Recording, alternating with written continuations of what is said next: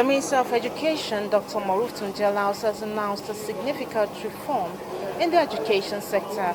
During a meeting with Federal Unity Colleges principals, the minister revealed that Federal Science and Technical Colleges will be reclassified as Federal Technical Colleges.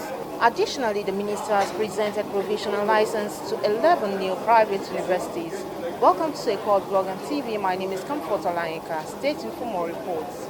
The Minister of Education, Dr. Maruf Tunji Alausa, has warned principals of Unity schools in Nigeria against admitting students beyond their capacity, emphasizing that overcrowding poses a risk on the lives of students and teachers.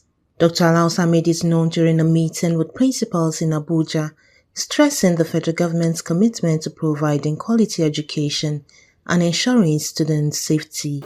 We should not risk the life of any citizen, any child.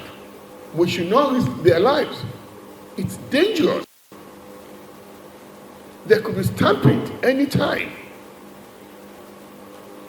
King's College, old campus, designed for 500, less than 600 students. The entire campus, the old campus. In that old campus, we will have almost 2,500 students. It's not right. It has to stop. And I'll tell you, this president is changing a lot of things in the country. The minister also announced reforms in the education sector, including the replacement of Federal Science and Technical Colleges with Federal Technical Colleges. The Minister of State for Education, Dr. Suwaiba Said Ahmed, and the Permanent Secretary, Mr. Abel Olumuyiwa Enitan, also addressed the principals, urging them to be diligent, explore alternative funding sources, and work towards providing quality education that meets global standard.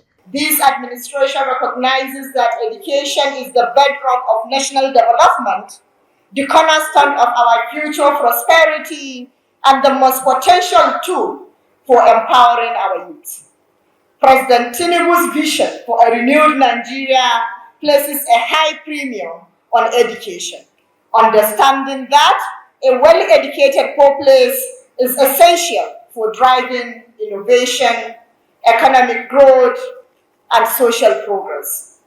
The granting of these provisional licenses is a testament to this administration's dedication to broadening educational opportunities and ensuring that no Nigerian is left behind. The National Universities Commission has issued provisional licenses to 11 new private universities in Nigeria, bringing the total number of private universities to 159. The newly licensed universities include Lens University in Kwara State, Tony Eradia University of Communications in Benin City, Isaac Balami University of Aeronautics and Management in Kuje City, Abuja, and others. We must also acknowledge an uncomfortable truth. While we now have 159 licensed private universities, far too many of the universities that have preceded you lack the capacity, whether academic, infrastructural, or governance-wise, to deliver the quality of education that Nigeria deserves. This is why, following Mr. President's directive, we have placed a moratorium on the approval of new private universities nationwide.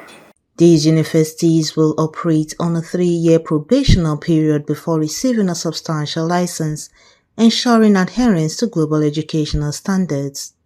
The Minister of Education, Dr. Maruf Tunji Alausa, emphasized the importance of innovation in tertiary education, encouraging private partnerships to drive progress. A bold and transformative agenda aimed at restoring the lost glory of education, of Nigeria education, and elevating our educational institution to global standards.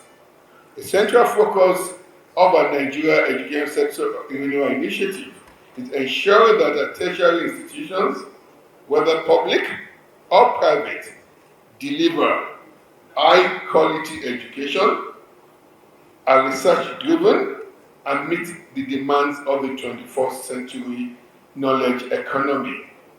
Nigeria was once globally renowned for its academic excellence, and we are committed to reclaiming that statue. The promoters of the newly licensed universities expressed enthusiasm about potential partnerships with foreign institutions, poised to be game changers in the educational sector. It makes me feel great. It's a legacy. It's something I've always looked forward to. A lot of people tried to discourage me when I started, but I was very conscious of the advantage of having a specialized university in the field of communication, because I know that every other thing is rested on communication. If you don't communicate properly, all you have done does not go well. Even if you are in the judiciary, you deliver judgment, nobody really understands what you are saying, the judgment is wasted. So communication is the key to life. And if you don't have experts in that field, you are more or less just doing general education. And when we have people who can communicate properly, even government will benefit from it.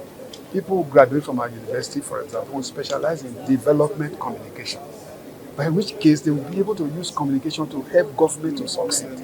Not this one we have now where communication is against government, right? Communication should be for government, because government is for the people. Forget about one or two individuals in government. You may not like the way they have operated, but at the end of the day, you need a government to be able to do the things that they are supposed to be doing. We need journalists and media experts who can point out, who can bring government back to the line, who can draw attention to areas that are requiring attention. You can ensure that with the presence of the media, government will think twice before they do anything, because they know the media is going to take up on this. That is missing because our journalists are generally trained. We want to change that vista and ensure that from now on, when somebody says a journalist, you look at him the way you look at a medical doctor. You know that whatever he says in that field is the final. We don't have enough universities. You just heard from the honorable ministers that even from Senator Jimo Ibrahim, that about 6 million Nigerians every year write WAEC and NECO. If we have that millions of people that write WAEC and NECO, then how comes we only have about 400,000 people being admitted by our universities? It means there's huge shortfall, and we need more universities. India, opened universities virtually every week for the past 10 years, and they're still opening more universities. So we can actually do more based on our population. Comfort Olayinka, Echo Hot Block TV.